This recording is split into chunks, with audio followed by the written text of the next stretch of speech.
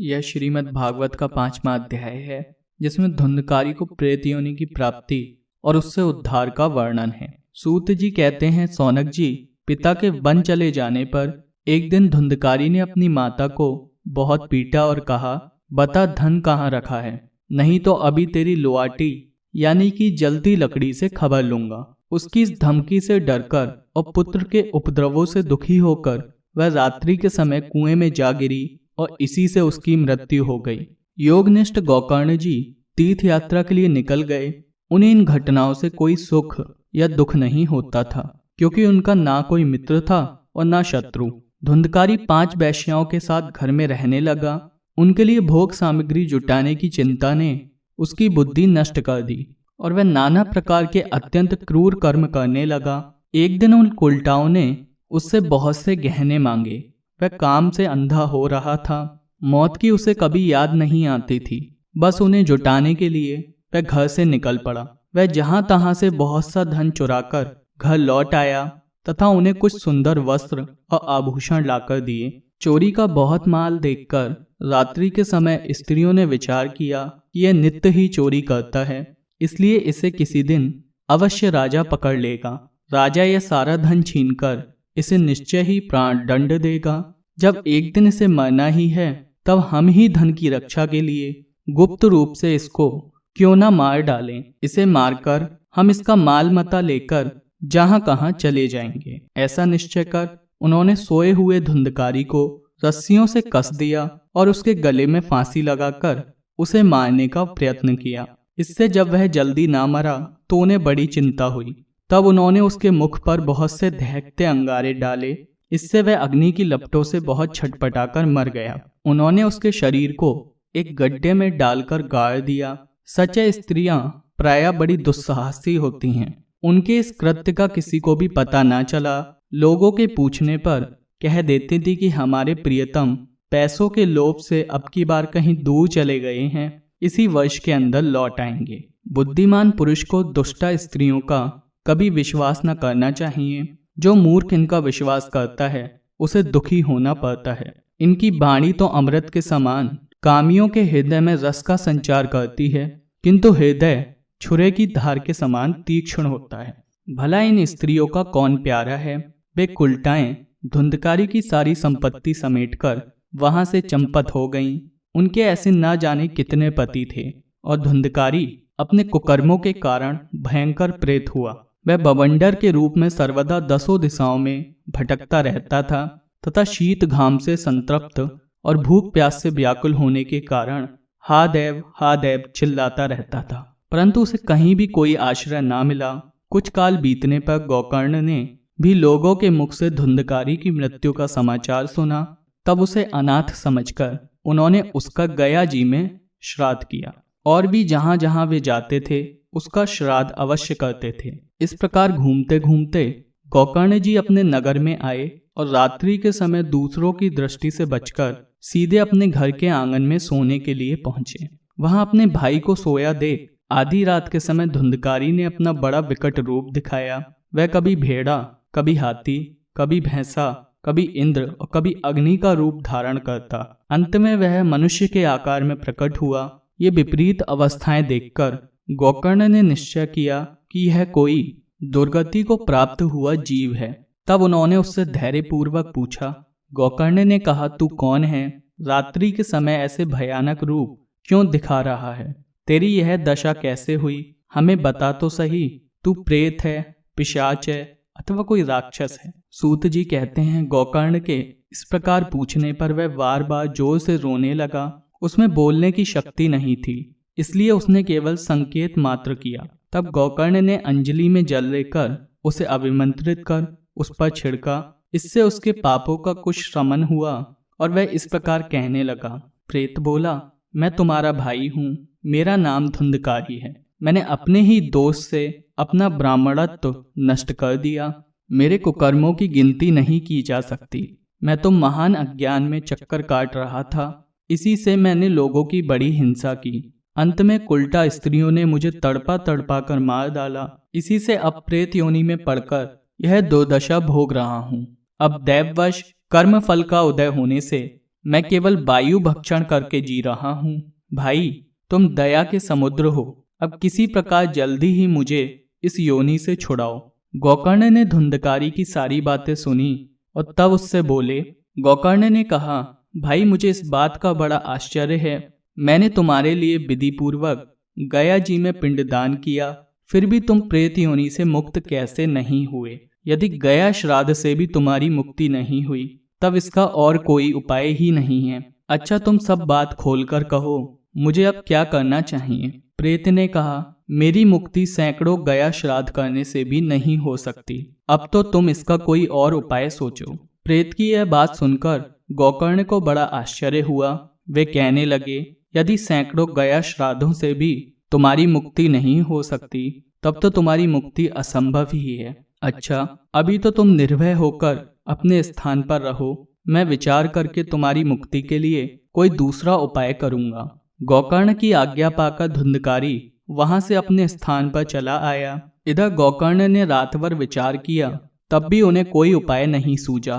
प्रातःकाल उनको आया देख लोग प्रेम से उनसे मिलने आए। तब गोकर्ण ने रात में जो कुछ भी जिस प्रकार हुआ था वह सब उन्हें सुना दिया। उनमें जो लोग विद्वान, योगनिष्ठ, ज्ञानी और वेदज्ञ थे, उन्होंने भी अनेक शास्त्रों को उलट पलट कर देखा, तो भी उसकी मुक्ति का कोई उपाय न मिला। तब सबने यही निश्चय किया कि इस विषय में सूर्य नारायण जो आज्ञा करें वही करना चाहिए। अतः गोकर्ण ने अपने तपोबल से सूर्य की गति को रोक दिया। उन्होंने स्तुति की, भगवान, आप सारे संसार के साक्षी हैं, मैं आपको नमस्कार करता हूँ। आप मुझे कृपा करके धुंधकारी की मुक्ति का साधन बतलाइए। गोकर्ण की यह प्रार्थना सुनकर सूर्यदेव ने दूर से ही स्पष्ट शब्दों में कहा, श्रीमद् भागवत से मुक्ति हो सकती है, इसलिए तुम इसका सप्ताह पारायण करो। सूर्य का यह धर्ममय वचन वहां सभी ने सुना। तब सभी ने यही कहा कि प्रयत्न पूर्वक यही करो, है भी यह साधन बहुत सरल। अतः गोकर्ण जी भी तदनुसार निश्चय करके कथा सुनाने के लिए तैयार हो गए। देश और गांवों से अनेकों लोग कथा सुनने के लिए आए। बहुत से लंगड़े, लूले, अंधे, बूढ़े और मंदबुद्धि पुरुष भी अपने पापों की निवृत्ति के उद्देश्य से वहां आ पहुंचे। इस प्रकार वहां इतनी भीड़ हो गई कि उसे देखकर देवताओं को भी आश्चर्य होता था। जब गोकर्ण जी व्यास गद्दी पर बैठकर कथा कहने लगे, तब वह प्रेत भी वहां आ पहुंचा और इधर उधर बैठने के लिए स्थान ढूंढने लगा। इतने में ही उसकी दृष्टि एक सीधे रखे हुए 7 गांठ के बांस पर पड़ी। उसी के नीचे के छिद्र में घुसकर वह कथा सुनने के लिए बैठ गया। वायु रूप होने के कारण वह बाहर कहीं नहीं बैठ सकता था, इसलिए बांस में घुस गया। गोकर्ण जी ने एक वैष्णव ब्राह्मण को मुख्य श्रोता बनाया और प्रथम स्कंद से ही स्पष्ट स्वर में कथा सुनानी आरंभ कर दी। सायंकाल में जब कथा को विश्राम दिया गया, तब एक बड़ी विचित्र बात हुई। वहां सभासदों के देखते देखते उस बांस की एक गांठ तरतर शब्द के साथ फट गई। इसी प्रकार दूसरे दिन सायंकाल में दूसरी गांठ फटी और तीसरे दिन उसी समय तीसरी। इस प्रकार 7 दिनों में 7 गांठों को फोड़कर धुंधकारी 12 स्कंदों को सुनने से पवित्र होकर प्रेत योनि से मुक्त हो गया और दिव्य रूप धारण करके सबके सामने प्रकट हुआ। उसका मेघ के समान श्याम शरीर पीतांबर और तुलसी की मालाओं से सुशोभित था तथा सिर पर मनोहर मुकुट और कानों में कमनीय कुंडल झिलमिला रहे थे। उसने तुरंत अपने भाई गोकर्ण को प्रणाम करके कहा, भाई, तुमने कृपा करके मुझे प्रेत योनि की यातनाओं से मुक्त कर दिया। यह प्रेत पीड़ा का नाश करने वाली श्रीमद् भागवत की कथा धन्य है तथा श्री कृष्ण चंद्र के धाम की प्राप्ति कराने वाला इसका सप्ताह पारायण भी धन्य है। जब सप्ताह श्रवण का योग लगता है, तब सब पाप थर्रा उठते हैं कि अब यह भागवत की कथा जल्द ही हमारा अंत कर देगी। जिस प्रकार आग गीली, सूखी, छोटी बड़ी सब तरह की लकड़ियों को जला डालती है, उसी प्रकार यह सप्ताह श्रवण मन, वचन और कर्म द्वारा किए हुए नए पुराने, छोटे बड़े सभी प्रकार के पापों को भस्म कर देता है। विद्वानों ने देवताओं की सभा में कहा है कि जो लोग इस भारतवर्ष में श्रीमद् भागवत की कथा नहीं सुनते, उनका जन्म वृथा ही है। भला मोहपूर्वक लालन पालन करके यदि इस अनित्य शरीर को हष्टपुष्ट और बलवान भी बना लिया, तो भी श्रीमद् भागवत की कथा सुने बिना इससे क्या लाभ हुआ? अस्थियां ही शरीर के आधार स्तंभ हैं। नस नाड़ी रूप रस्सियों से यह बंधा हुआ है। ऊपर से इस पर मांस और रक्त थोपकर इसे चर्म से मर दिया गया है। इसके प्रत्येक अंग में दुर्गंध आती है, क्योंकि है तो यह मलमूत्र का भांड ही। वृद्धावस्था और शोक के कारण यह परिणाम में दुखमय ही है। रोगों का तो घर ही ठहरा। यह निरंतर किसी न किसी कामना से पीड़ित रहता है, कभी इसकी तृप्ति नहीं होती। इसे धारण किए रहना भी एक भार ही है। इसके रोम रोम में दोष भरे हुए हैं और नष्ट होने में इसे एक क्षण भी नहीं लगता। अंत में यदि इसे गाड़ दिया जाता है तो इसके कीड़े बन जाते हैं। कोई पशु खा जाता है तो यह विष्ठा हो जाता है, और अग्नि में जला दिया जाता है तो भस्म की ढेरी हो जाता है। ये तीन ही इसकी गतियां बताई गई हैं। ऐसे अस्थिर शरीर से मनुष्य अविनाशी फल देने वाला काम क्यों नहीं बना लेता? जो अन्न प्रातःकाल पकाया जाता है वह सायंकाल तक बिगड़ जाता है, फिर उसी के रस से पुष्ट हुए शरीर की नित्यता कैसी? इस लोक में सप्ताह श्रवण करने से भगवान की शीघ्र ही प्राप्ति हो जाती है। अतः सब प्रकार के दोषों की निवृत्ति के लिए एकमात्र यही साधन है। जो लोग भागवत की कथा से वंचित हैं वे तो जल में बुदबुदे और जीवों में मच्छरों के समान केवल मरने के लिए ही पैदा होते हैं। भला जिसके प्रभाव से जड़ और सूखे हुए बांस की गांठें फट सकती हैं, उस भागवत कथा का श्रवण करने से चित्त की गांठों का खुल जाना कौन बड़ी बात है? सप्ताह श्रवण करने से मनुष्य के हृदय की गांठ खुल जाती है। उसके समस्त संशय छिन्न भिन्न हो जाते हैं और सारे कर्म क्षीण हो जाते हैं। यह भागवत कथा रूप तीर्थ संसार के कीचड़ को धोने में बड़ा ही पटु है। विद्वानों का कथन है कि जब यह हृदय में स्थित हो जाता है तब मनुष्य की मुक्ति निश्चित ही समझनी चाहिए। जिस समय धुंधकारी ये सब बातें कह रहा था उसके लिए बैकुंठवासी पार्षदों के सहित एक विमान उतरा। उससे सब और मंडलाकार प्रकाश फैल रहा था। सब लोगों के सामने ही धुंधकारी उस विमान पर चढ़ गया। तब उस विमान पर आए हुए पार्षदों को देखकर उनसे गोकर्ण ने यह बात कही। गोकर्ण ने पूछा, भगवान के प्रिय पार्षदों, यहाँ तो हमारे अनेकों शुद्ध हृदय श्रोतागण हैं। उन सब के लिए आप लोग एक साथ बहुत से विमान क्यों नहीं लाए?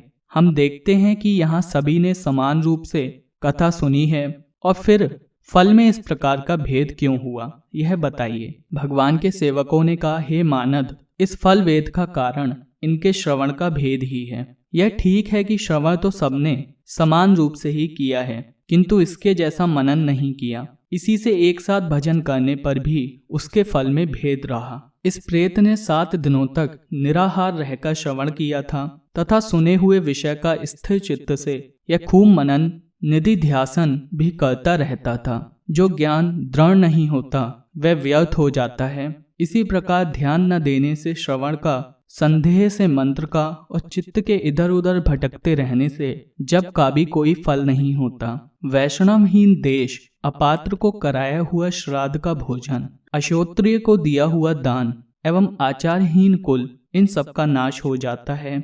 गुरु वचनों में विश्वास, दीनता का भाव, मन के दोषों पर विजय और कथा में चित्त की एकाग्रता इत्यादि नियमों का यदि पालन किया जाए तो श्रवण का यथार्थ फल मिलता है। यदि ये श्रोता फिर से श्रीमद् भागवत की कथा सुने तो निश्चय ही सबको बैकुंठ की प्राप्ति होगी। और गोकर्ण जी, आपको तो स्वयं भगवान आकर गोलोक धाम ले जाएंगे। यूं कहकर वे सब पार्षद हरि कीर्तन करते हुए वैकुंठ लोक को चले गए। श्रावण मास में गोकर्ण जी ने फिर उसी प्रकार सप्ताह क्रम से कथा कही और उन श्रोताओं ने उसे फिर सुना। नारद जी, इस कथा की समाप्ति पर जो कुछ हुआ वह सुनिए। वहां भक्तों से भरे हुए विमानों के साथ भगवान प्रकट हुए। सब ओर से खूब जय जयकार और नमस्कार की ध्वनियां होने लगी। भगवान स्वयं हर्षित होकर अपने 5 जन्य शंख की ध्वनि करने लगे और उन्होंने गोकर्ण को हृदय से लगाकर अपने ही समान बना लिया। उन्होंने क्षण भर में ही अन्य सब श्रोताओं को भी मेघ के समान श्याम वर्ण रेशमी पीताम्बरधारी तथा किरीट और कुंडलादि से विभूषित कर दिया। उस गांव में कुत्ते और चांडाल पर्यंत जितने भी जीव थे वे सभी गोकर्ण जी की कृपा से विमानों पर चढ़ा लिए गए तथा जहां योगी जन जाते हैं उस भगवत धाम में भेज दिए गए। इस प्रकार भक्तवत्सल भगवान श्री कृष्ण कथा श्रवण से प्रसन्न होकर गोकर्ण जी को साथ ले अपने ग्वाल वालों के प्रिय धाम गोलोक धाम में चले गए। पूर्व काल में जैसे अयोध्यावासी भगवान श्री राम के साथ साकेत धाम सिधारे थे, उसी प्रकार भगवान श्री कृष्ण उन सबको योगी दुर्लभ गोलोक धाम ले गए, जिस लोक में सूर्य, चंद्रमा और सिद्धों की भी कभी गति नहीं हो सकती। उसमें वे श्रीमद् भागवत श्रवण करने से चले गए। नारद जी, सप्ताह यज्ञ के द्वारा कथा श्रवण करने से जैसा उज्जवल फल संचित होता है, उसके विषय में हम आपसे क्या कहें। अजी, जिन्होंने अपने कर्णपुट से गोकर्ण जी की कथा के एक अक्षर का भी पान किया था, वे फिर माता के गर्भ में भी नहीं आए। जिस गति को लोग वायु, जल या पत्ते खाकर शरीर सुखाने से, बहुत काल तक घोर तपस्या करने से और योगाभ्यास से भी नहीं पा सकते, उसे वे सप्ताह श्रवण से सहज में ही प्राप्त कर लेते हैं। इस परम पवित्र इतिहास का पाठ चित्रकूट पर विराजमान मुनीश्वर सांडिल्य भी ब्रह्मानंद में मग्न होकर करते रहते हैं। यह कथा बड़ी ही पवित्र है। एक बार के श्रवण से ही समस्त पाप राशि को भस्म कर देती है। यदि इसका श्राद्ध के समय पाठ किया जाए तो इससे पितृगण को बड़ी तृप्ति होती है और नित्य पाठ करने से मोक्ष की प्राप्ति होती है। इसी के साथ श्रीमद् भागवत के इस 5वें अध्याय का समापन होता है। आप सभी भक्तों से अनुरोध है कि श्रीमद् भागवत की कथा को ज्यादा से ज्यादा लोगों तक शेयर कीजिए, ताकि हर कोई अपने इस जीवन को सार्थक बना सके। तब तक के लिए आप सभी पूज्य भक्तों को राधे राधे।